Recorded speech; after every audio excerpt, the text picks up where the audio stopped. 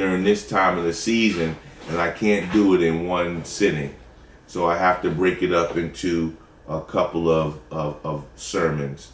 So we come together, and anybody who doesn't know my views about this time of year, I'm just going to say it because anybody who knows me know that I ain't no punk. I just don't believe in how we have commercialized this time of year. We're more concerned about presents, getting a tree up, singing Christmas carols and all these kind of things. You got Christmas cantatas going on, the nativities and all these kind of things, but we forget that that's not what this is all about. And it's not a cliche about let's not forget the reason for the season either. My question today is, we always ask other people what they want for Christmas. But has anybody ever asked God what he wants for Christmas? Turn with me now to Micah. Micah chapter 6. Micah chapter 6. And if anybody who doesn't know where Micah is, it's after Jonah in the Old Testament. And if anybody doesn't know where Jonah is, it's after Amos. Well, I'm going to find the one I've seen. Micah chapter 6. I'm sure to find this one. Micah chapter 6.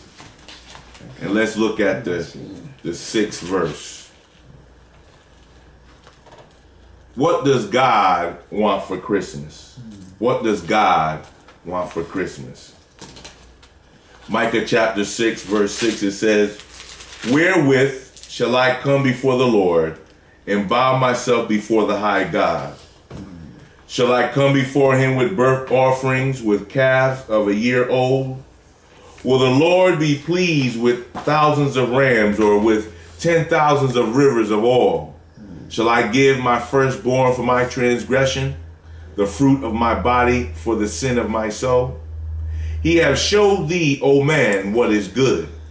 And what doth the Lord require of thee? But to do justly, and to love mercy, and to walk humbly with thy God." What does God want for Christmas? Now there's only 10 days left until Christmas. Have you done your shopping yet? Be careful, because there's some pretty crazy people out there. Now, have you heard about this new doll called Tickle Me Elmo? Every year there seems to be one new item that everyone has to have. Some years ago it was Cabbage Patch dolls, then it was the Nintendo games. Now it's Tickle Me Elmo. The problem is that everyone wants this doll and no one can find it anywhere. Hundreds of people are lining up for hours to get a chance to buy it. One store had so many customers and so few dolls that they had to hold a lottery. I heard about one woman who paid over $700 for one.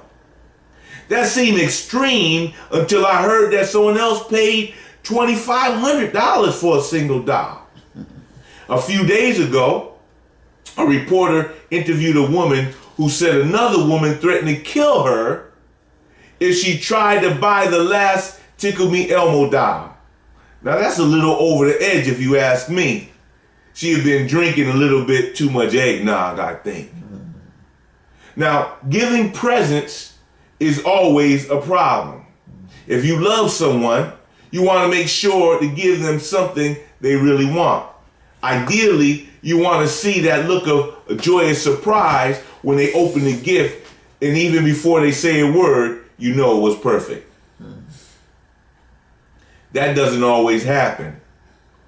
That's Carson's and Penny's and Sears and the rest of all of them open bright and early tomorrow morning. Those stores will do huge business from people bringing back well-intended gifts